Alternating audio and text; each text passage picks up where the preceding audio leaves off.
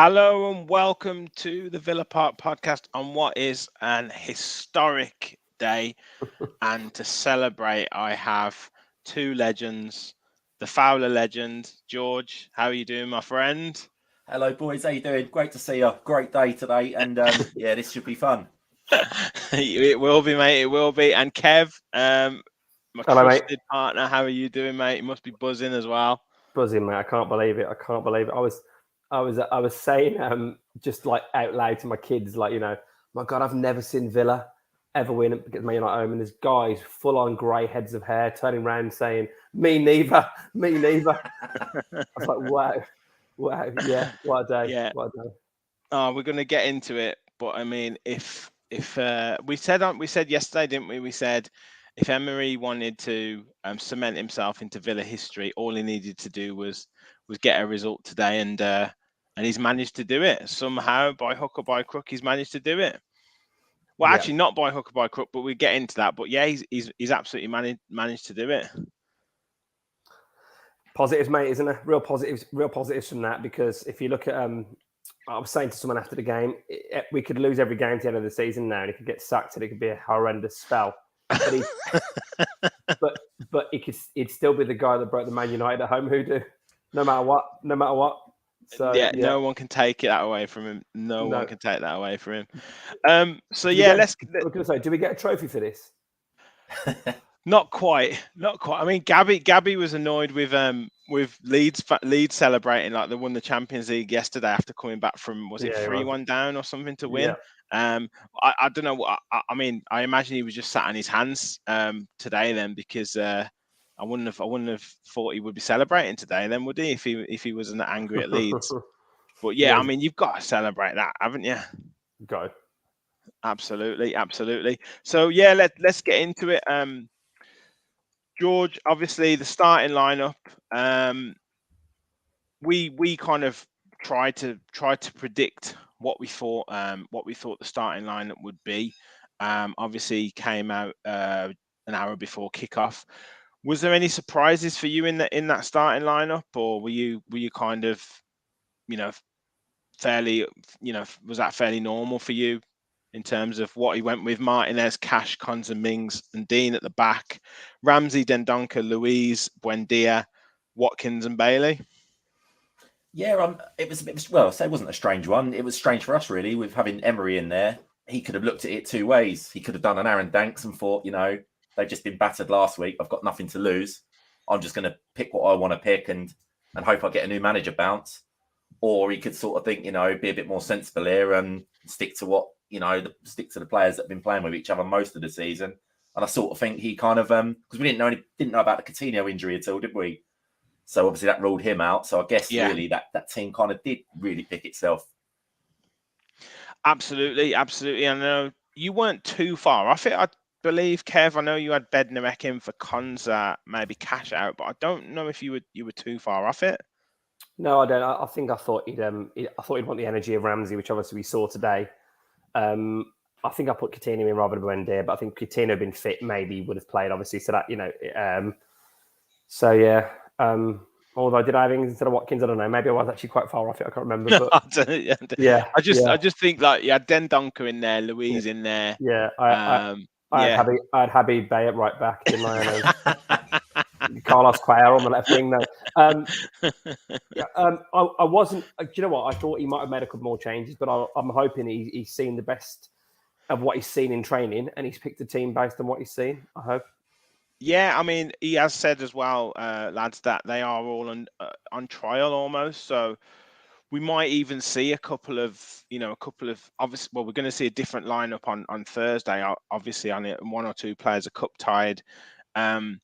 So he will give other players an opportunity. But even going into the Brighton game, there might be one or two other players that come in, just because he's using this as an opportunity to feel the players out and see who he wants to move forward with throughout, while this World Cup's on and players are in that, that sort of mid-season training camp. So yeah, George, I guess we might be used to one or two different lineups in the next couple of games. Yeah, well, we've all been crying out for a manager that can be flexible and be tactical, and hopefully now we've got one. So you've got to trust what he's going to do. Horses for courses, I'm guessing. Looking at what he's done at his other clubs, and you just trust the man. It'll probably be completely different on Thursday going away from home, especially like where we've been such a soft touch all this season away. I'm sure Emery will look at that and will probably be a little bit more solid, I'd imagine, going into that game than today was a bit more adventurous, wasn't it? Definitely. So let's get into it because you boys both at the game? Yeah. So what was the atmosphere like? I mean, pre-game, and then obviously we got off to a phenomenal start. But what was that atmosphere like? Was it anticipation, excitement? How was it? You go, George. What do you reckon, mate? Do you know what? I'm starting to wonder whether I get the proper match experience sitting where I sit, because I'm always doesn't matter we win or lose. I always think it sounds very quiet. The ground sounds very quiet. But I've just watched Villa on Tour's video of today, and you hear it from up the other end, and it sounds electric. And I'm thinking that's not we're at the same game, and it's like that's not how I found it. I think I'm too close to the away fans, so you hear more of that.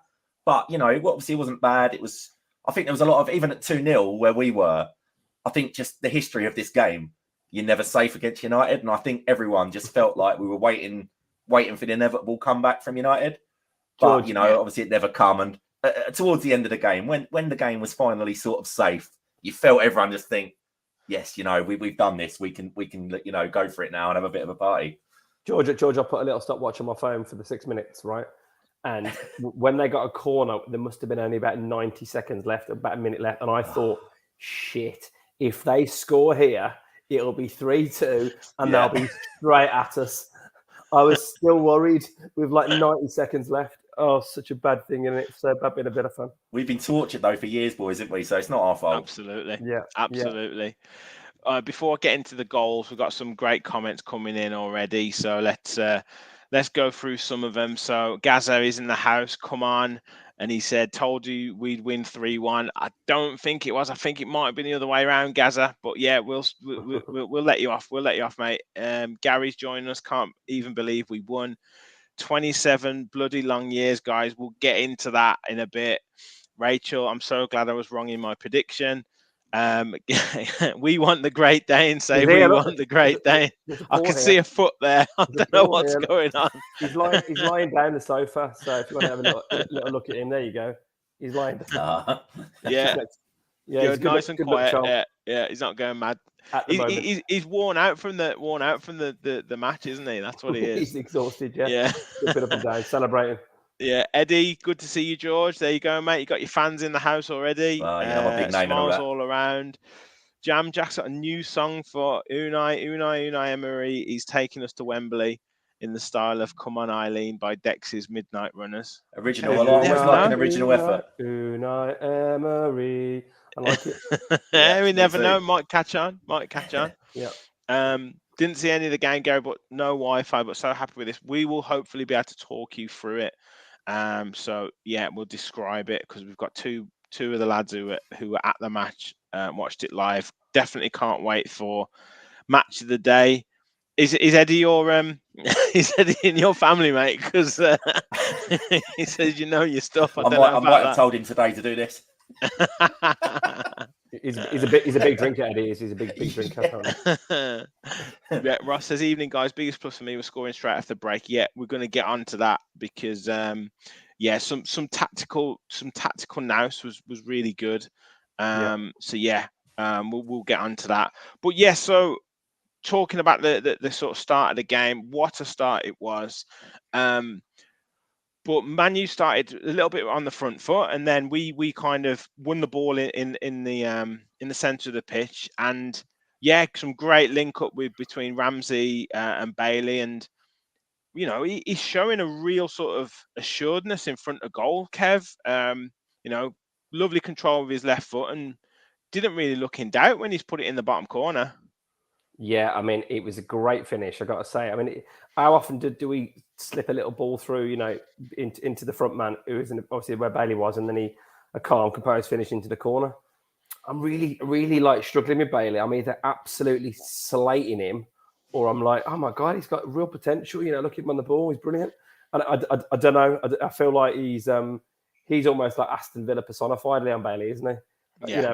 You look at Brentford, you look at Newcastle, like night and day, and it was just. I mean, I was thinking this as well. I mean, it's 2 home games in a row now. We've scored 4 goals in the first 10. 2 goals in the first 10 minutes against Brentford and 2 against Man United today. It's just Villa don't do that. We don't have fast starts. It's if this can be the start of some kind of like home dominance and Villa Park being a fortress, because it's so hard. I don't care who you are. I don't care if you're playing as Man United are obviously a decent team. If you're 2 up against anybody, Man City, Chelsea, whoever, you're going to struggle to get back into the game to at least lose it. It's a long way back, you can just kill it, can't you? You can kill it. But I mean, just a little bit on that. We've obviously only got 15 points this season, but 13 of them have come at home. Whisper it. Is Villa Park becoming a little bit more of a, dare I say it, fortress for us, George? Well, you'd like to think so. I mean, I read the other day, similar to what you said, that's the highest percentage of a team's points. Like it showed all the home and the away and how many points you had in total, and we had the highest percentage of like either one. So obviously all our points are near enough at home with only 2 draws away from home. But yeah, I think that's 4 now at Villa Park this year. And I think what you were just saying, Kev, the fast start in these games is crucial, isn't it?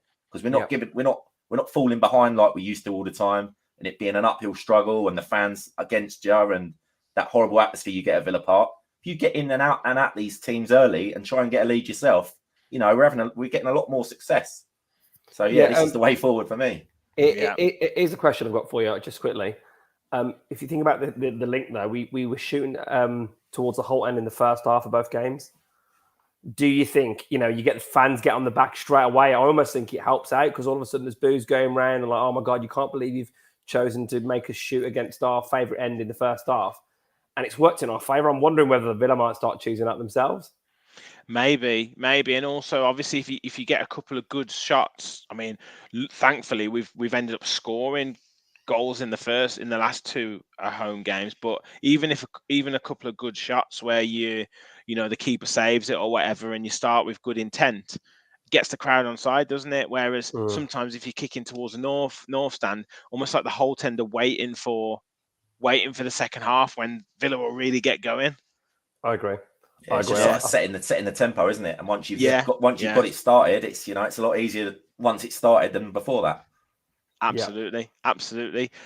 So another first.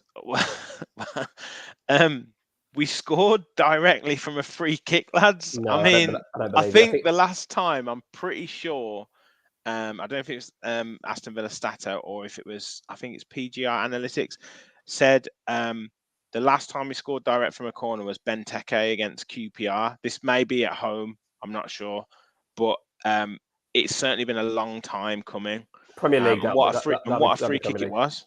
That'll be Premier League, won't it? Because obviously Harahan, I think, scored in the Championship. Oh yeah, Harahan scored against Newcastle. Yeah, is that that one? Or was that not a direct? I don't know. Did he not? Was it not set for him just to the side by about a foot? Maybe. Oh yes, it was. Yeah, just to create the extra angle around the wall. Yeah. So there you go. So Luca Dean. Yeah, what a free kick it was, George. Yeah, it was an absolute thing of beauty, mate, isn't it? As I say, we don't see many of those at Villa, so we're going to appreciate the ones we do. I mean, David De Gea, world-class keeper in the form of his life at the moment. Like at West Ham last week, he was, absolutely fantastic, but he was getting nowhere near that. It was a great strike. And again, hopefully it's a welcome to Villa Luca Dean at last, because he's, he's been there a while now, and that's a big moment for Luca Dean, and hopefully it should give him some confidence. Absolutely. And Rachel has come in with a comment here that I was just about to throw to you, Kev. I don't know if you've watched the video, but Martinez played a key role in this. Yeah, I've seen the setup for this free kick. Now, how good's that? I haven't seen much highlights, but I was there with the kids. Long day. I've not really seen even any of the goals, but other than on the screen. But I have seen on Twitter. Saw Martinez first of all, we were saying, what the hell is he doing there? Get back, because if we do what we normally do on a free kick, which is hit the wall, then all it takes is Ronaldo to ping a 75-yarder, and you won 1-1 within 10 minutes. But the glee on Martinez's face, obviously, when he realises that it works, it's just wonderful. And it reminded me a little bit when I saw it off. Do you remember years ago when Steve Sidwell was warming up and the ball went out of play, and he threw the ball quickly to whoever took the throw in, and he scored straight from it, basically. That's the Because best the ball thing went out of Sidwell play. ever done, wasn't it, in the Villa Yeah, shirt? that goal against Everton was a yeah. great strike. But like literally, the ball went out of play. He caught it midair, obviously he struggled to catch it on the ground, and passed it literally. I think it was Luke Youngleson or Ashley Young, and they just did a throw in straight away, and we scored from it. And I was like, that is fantastic teamwork. So yeah, loved it. Yeah, and his celebration was good as well. So yeah, it was. Yeah, yeah, brilliant. So yeah, I mean 2-0, 15 minutes gone. Absolute dream start, and I think even then we were still having chances, still playing very well. But gradually United did start to get into the game a little bit. We did start to go a little bit sloppy, and then a deflected goal just before half time, and I guess you're almost fearing the worst, aren't you, George? Yeah, well, I certainly was, mate. I really did sort of get the hump when that went in, because it was just one of them horrible lucky goals. A bit like when West Ham scored at Villa Park a few weeks ago. Just the sort of goal that we never score. And, as you said, they're right on the right last kick of the ball of the half. Gets United's tails up, and, you're thinking, here we go again. But, at that stage, I think that sort of took the wind out of our sails. But, whatever Emery said in the changing room at half time, we've come out a bit better than what we normally do. A bit more, the confidence has come back. Absolutely. And Kev, I guess previously Villa, we've been the masters of our own downfall then, and particularly against Man United, you're thinking, here we go again, 2-1 at half time. They're going with a little bit with their tails up. But yeah, as George said, Emery must have, I guess it's a difficult one, isn't it? Because you are still winning, and you think, well, we've done great stuff going into that half. So it's almost like saying, keep your heads and just keep doing more of the same, isn't it? Yeah, I feel like, look, it's moments, isn't it, in football? Like like any sport, and we obviously caught them on a good break, and Watkins put a good ball across the box, and Ramsey's there. Now that goal doesn't go in, then there's a chance that it stays 2-1 a bit longer. The momentum in the game is going to shift. My worry was not just that they got the goal back before half time, lucky as it was, but I was a bit disappointed with how I felt we were giving the ball up a bit easy the second half of the first half, second part of the first half. Mm-hmm. I felt that we weren't retaining possession well enough, and I know we'd obviously had a really good start, but it felt like I was getting a bit frustrated the last 20 minutes of the first half, and obviously when the goal went on, I thought, here we go now. It's going to be. You can see we've all been Villa fans over the years. How many times were we turned up against them? I remember Van Nistelrooy scoring, and the FA Cup game famously. Don't, mate, you give me the ump. So we know what's coming as Villa fans. What doesn't happen is straight after half time we then go on the front foot and get a third goal. That just doesn't happen with Aston Villa, and it was brilliant to see. There we go, and what a goal it was, lads. Picking up the ball in midfield. I think it might have been Buendia who plays the ball out to out to Watkins. Yeah. Martinez probably could have got a tackle in on him, but stands off him, and allows him to get into the box. Beautiful cutback. Ramsey, no doubt about it, the finish. I mean, top corner, pick that one out, keeper. I mean, what a goal. Yeah, it was great. It was lovely, lovely moment there, because all that tension we were just talking about, suddenly, we restored our 2-0 goal lead straight away. I think you're seeing the kind of the best of Ollie Watkins there, when he's a better support player than he is, a goal scorer, in my opinion, as I've said on here lots of times. But yeah, it was a great cross, and Ramsey loves that little finish, doesn't he? That sort of side foot into the top corner, sort of bursting through the middle, and it was a great goal, and thoroughly enjoyed it. All our lads did in the North Stand. It was some great scenes, and I think everyone suddenly thought this might actually be our day, and we're not going to fold like we normally do. It reminded me of the finish he did against Leeds. That game where Coutinho was in a different level. Yeah, exactly the same. And Arsenal away as well last year. Yeah, he's got a way of side footing it, but almost sweeping it up at the same time, but keeping it just at the right height where it just goes in the roof of the net. There's no chance. All three goals were such good finishes today. All three goals. Yeah, fantastic. And obviously that was pretty much game over. Gave the players something to kind of hold on to. United, we managed to kind of keep them at arm's length, and again, before we get into kind of Emery as decisions and little tweaks and stuff, which we will go into shortly, just if we can, all of us leave a like on the video, that would be amazing. We are so close to 600 subscribers. We are 585, I think. So we've got almost 50 watching. If you're not subscribed yet, please do. We'd love to get to 600 today, and what a day to get up to 600. But yeah, Rich, can I just say, mate? Sorry, just a quick one. I heard Unai Emery did an interview on Spanish TV after the game, and he said, if you don't subscribe to the podcast, you are. And I don't want to say the word; it was some Spanish swear word. So, if you want to keep Unai happy, please subscribe and like, please. Not my words. Not the Saviour's words. Yes, the statue is being built now. So, yeah.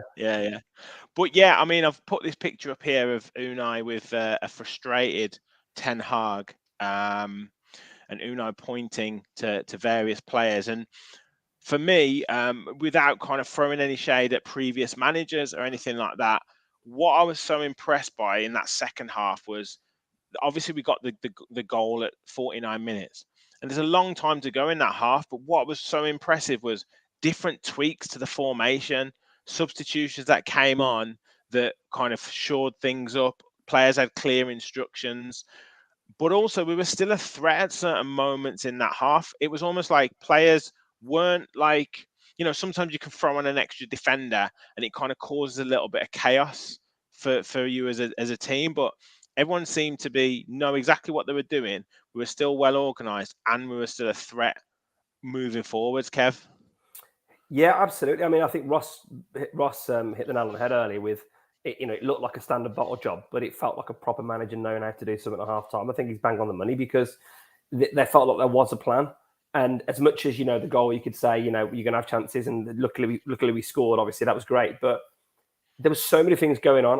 I know what you mean. You don't want to throw shade at previous managers too much, but just seeing him animated on the sideline, but in a measured way, directing people where to go, telling them when to hold, pushing them in what direction to be in, keeping them going. It felt like I was crying out for Gerrard, who was this passionate manager on the pitch. And I remember seeing an interview with him when he said, doesn't feel like, he wants to kind of project that. And I'm thinking, why wouldn't you? But you want to see that kind of passion. How amazing is it when you see, to see Mourinho running down the touchline? Everyone remembers that famous World Cup goal by, was it Bettiger? I mean, I don't remember it. It was only one. But the 1982 goal, the Italian guy, when he's doing this in the air, running around, it's imprinting on people's brains forever.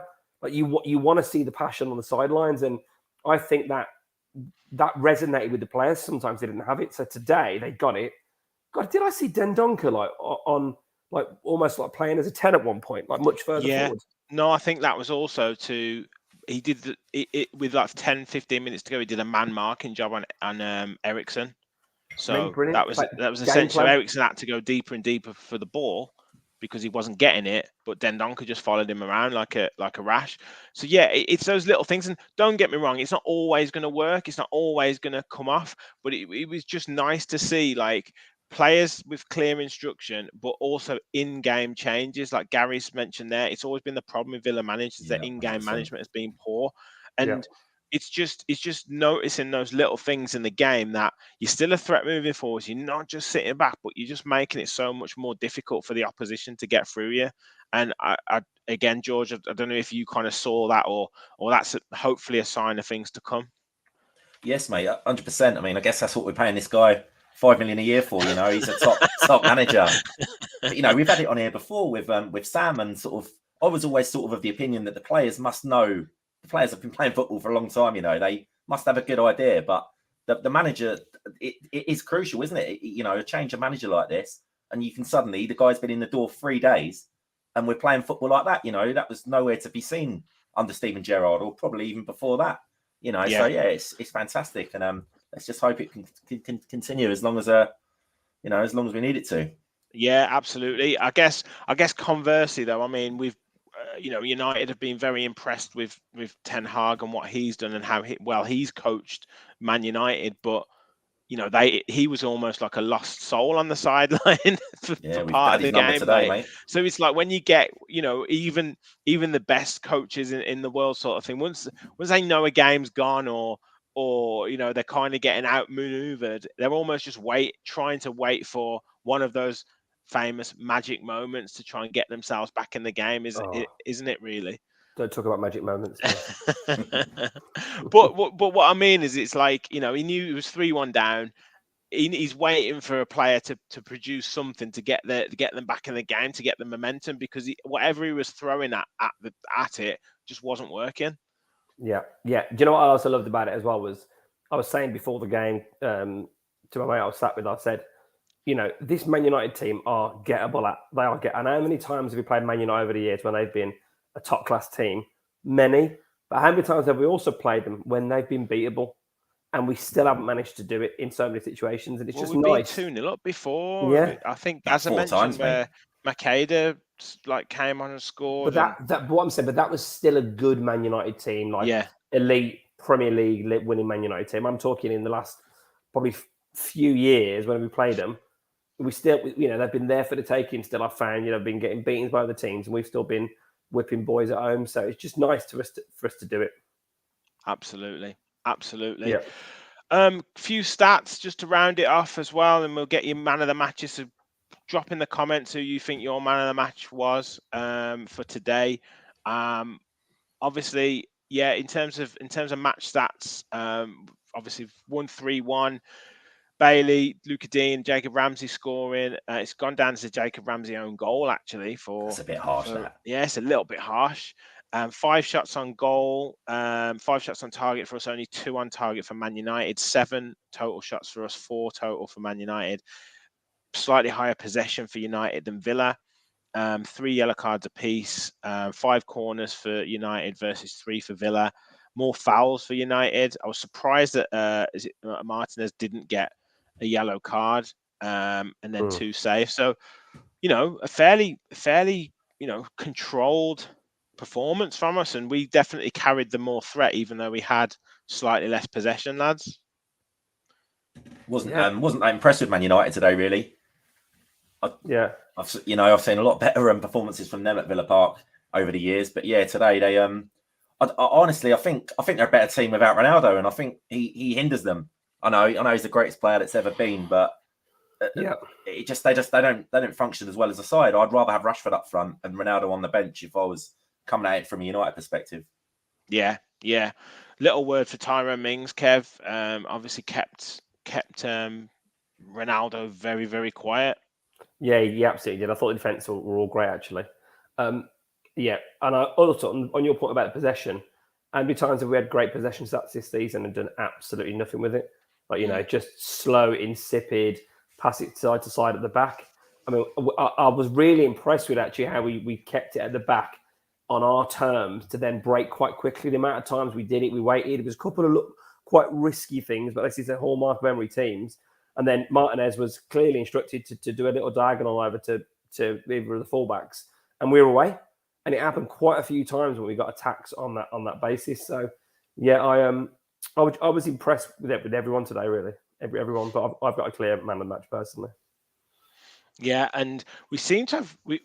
Obviously, it's our first victory at home against United since 1995. The famous "You'll never win anything with kids" quote.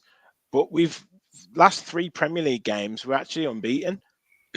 So we've broken a, dare I say it, a little hoodoo against Man United. Isn't it? It's turning. Maybe it's our turn now to go 27 years unbeaten. Yeah. Who knows? Who knows, George? Wait until the cup game as well this week. Wait until the cup game. That'll be another one. Yeah, well, Gary asked in one of the comments, do we think we can beat them in the cup on Thursday? 100%. I mean, they've got a few challenges at the moment, but they obviously haven't got their full squad, whatever. But I don't know if they're going to. I mean, are they going to play a full strength in the League Cup? I don't know. Maybe they will. Maybe they want to respond. I'm not sure. They're going reasonably well in the Europa League, right? So maybe they're concentrating more on that. I don't know how many fronts you can really go on. Although there is a fairly big break coming up for everyone. There's a break, yeah. Enough, he'll put a strong side out, but I think a lot of United podcasters, fans have been saying, they struggle with depth to their squad, and they have got 1 or 2 really good players, but once you get below that surface, maybe their squad is a little bit threadbare. Yeah. Yeah, I've got no reason why we can't go there. I mean, that would be. We thought Unai putting his stamp on it by winning this game that we never win. Imagine we beat Man United in a cup game. Imagine that. Oh, he'll be having a statue a lot, won't he? Honestly, mate, it'd be phenomenal. 1994. Be on the cover of Time magazine. Yeah. Man of the match. So the Villa tweeted out 4 nominees: Luca Dean, Jacob Ramsey, Leon Bailey, Ollie Watkins. But I think there's probably 1 or 2 others that could have stuck a claim. So before I get your boys man of the match, I've got loads of comments coming in. Jack says Ramsey was his man of the match. Deontay says Unai Emery for sure. John Steele joining us. Man of the match is Ramsey, closely followed by Mings. Should never have been carded. Gaza says Ramsey's the first Villa player to score, assist, and score an OG in a Premier League game. Very, very interesting stat there. Rachel, Ramsey for me, but Bailey and Mings were very good. Tom Ryan joining us. Mings, man of the match. Eddie says Bailey worked hard. And Mark says Mings was brilliant, but was his man of the match. Ramsey looked back to his best, and I thought Watkins was great. He was so poor last week, but showed what he could do for the team today. Just a point on Watkins, I think also the fact that we got players around him is a big thing. Yeah. You know, obviously Ings was up top on his own against Newcastle. This is what we have to do away from home. We've got to get players. We've got to squeeze the thirds so we're not so stretched. And we've got to get players in and around the front men. We know they're not amazing at holding the ball up. So if we can get them so they can play passes within 1 and 2 touches, that's what's going to help us get beyond teams. Yeah, absolutely. I mean, there was clearly so many situations today where when we had the ball, we had players linking up around them, and it makes a massive difference. As opposed to being an isolated ball over the top, one person on it. Watkins then not being able to take on 3 players. Not many people can take on 3 players, but I do feel he was a bit more up for it today. I do feel like he was, he had a bit of a point to prove. Maybe he was feeling like he didn't show Gareth Southgate anything at all. In fact, I thought it was very, very poor against Newcastle. So yeah, it was poor. Yeah, it was good. It was good to see. And that's the thing, George. That's what we're crying out for, that little bit of consistency. Bailey's played well the last 2 home games. Watkins has looked good the last 2 home games. It's just stringing 3 or 4 big performances together from our main front players, isn't it? Yeah, of course it is. I mean, it's a bit Jekyll and Hyde at the moment. I mean, I think we've lost 2-0, 3-0, 4-0, 1-4-0, and beat Man United 3-1, That sort of tells you, you don't know what you're going to get from Villa at all at the moment. But, yeah, absolutely. Hopefully it's starting to come together now. And I mean, I think Watkins has probably blown his chance of making the World Cup, unfortunately, when he started in a strong position. But he's got to just keep his head down and keep going, because there's still a lot for Villa to play for this season. The season isn't dead yet, and hopefully we can have a much stronger spell after the World Cup. Yeah, I've heard they're remaking the film Forrest Gump, and the famous quote's going to be, "Life is like an Aston Villa Premier League season 2022-23. You never know what you're going to get," because that was a long way around to that joke. How long was you thinking about that one, Kev? About 12 seconds. Don't forget, we lost to Bournemouth. In a terrible performance. Are we still below them in the league, though? I think probably we are. Yeah. I think we've crept above Bournemouth now. Oh, right. Okay, that's we're good. Up to 13th. I know we're in 13th, so that's good. We've got 4 spots, haven't we? Gaza asked, how were the subs, and did they change anything? I think, from my point of view, with the subs, I thought they were kind of really well done tactically, and they just settled the game without being spectacular. Yeah, I was mildly impressed with Sanson when he came on. Nice little cameo, nice couple of touches. So happy. As I saw him get off the bench, I was the first person to stand up and cheer him. He got a good reception, didn't he, when he come on? Delighted. Yeah, absolutely. And because he's a fucking good player, that's why. It's almost like a new, the old cliche. It's like a new signing. Yeah. Love it. How long do you think about that, Rich? Who was? Obviously, we've had quite a few votes for Mings, Ramsey. Mings, Ramsey, and Bailey's worked very hard. So, George, who was your man of the match today? Yeah, as you said, you could have probably picked one out of about 5, but yeah, it was Ramsey for me, as like a lot of the comments said. I just really enjoyed him today. Enjoyed the energy, the pace. He was passing. Everything was quite crisp today. There was no dithering on the ball. He just got about the pitch, mate. He didn't really put a foot wrong, did he? Finished off with a great goal. You know, they're saying that was an own goal. That wasn't an own goal for me. He just got in the way, and it was a bad deflection, wasn't it? But yeah, I thought everything was super 1 today, and 2 mate. touch with him, which was so good. Unless he was running with the ball, everything was like quick. Yeah, that's what we miss, Norman, isn't it? Reminded me a bit of like Lingard in his prime. You know, just everything was 1-2, buzzing about. Like, it reminded me a lot of that. It's what you need from that kind of busy midfield player, just always looking to get on the ball, always looking to do things quickly. Yeah, really good, really good. And what about you, Kev? I think there's been some great shouts around there, but and that you could argue for all of them. But my man of the match was Douglas Luiz. I thought he was at the heartbeat of everything today. Everything his passing was unbelievable. I thought he ticked it over. I thought he was tenacious. I just thought he was literally. I thought he ran the game basically from where he was. You know, everything kind of came through. So I was really impressed with him today. Excellent. I know a few people online were talking Dendoncker up as well, saying that he was really solid, and it was good. It's good to have that physicality in that midfield, isn't it? It's the balance now, isn't it? So you've got a bit of a balance there. Yeah. And Kamara's coming back fit now as well. So yeah, brilliant. Before we finish up, boys, another success, and Rachel is also I've starred this comment, but Villa's first team, women's team, under 21s, under 18s, and under 16s all won this weekend. So fantastic weekend all round. And giving the women's team a shout out, 1-0 victory away from home against Liverpool. And Rachel Daly with the penalty and another goal again, Kev. Yeah, she's second top scorer in the league now, behind Khadija Shaw. She's got 5 now. I think she must now have more goal involvements than any other Aston Villa player ever. And it's fantastic, isn't it? Yeah, I mean, as in women's player, and she's only played 6 games. So it's brilliant for that. Great, obviously for the younger groups as well. Do you know what's funny as well? This morning, my lads' team have been getting a few beatings lately, and they played Solihull Moors today, and they won 7-2, right? And he scored 6. Wow! He scored a hat trick in about 2 minutes from the kickoff, and I was like, oh my god, he was absolutely brilliant. I thought, imagine that the day started so well. It's like 9:30 kickoff. We're not going to beat Man United later on, surely not. And then the women win as well, and it's just like, if Carlsberg made weekends of football, this would be it. Yeah. Brilliant. And George, I think they're back in the top 6 now after a couple of dodgy results. But yeah, just great to see the women's team doing so well. You know, up there towards the top of the women's Premier League. Yeah, absolutely. I mean, I don't know a great deal about it, but I know they've heavily invested in it this year. The owners have. So the new manager, is it Carla Ward this year? Yeah. You know, like I say, I think they've had a bit of a bad run, but hopefully turned it around now and can get themselves up that table. Fair play to them. Absolutely.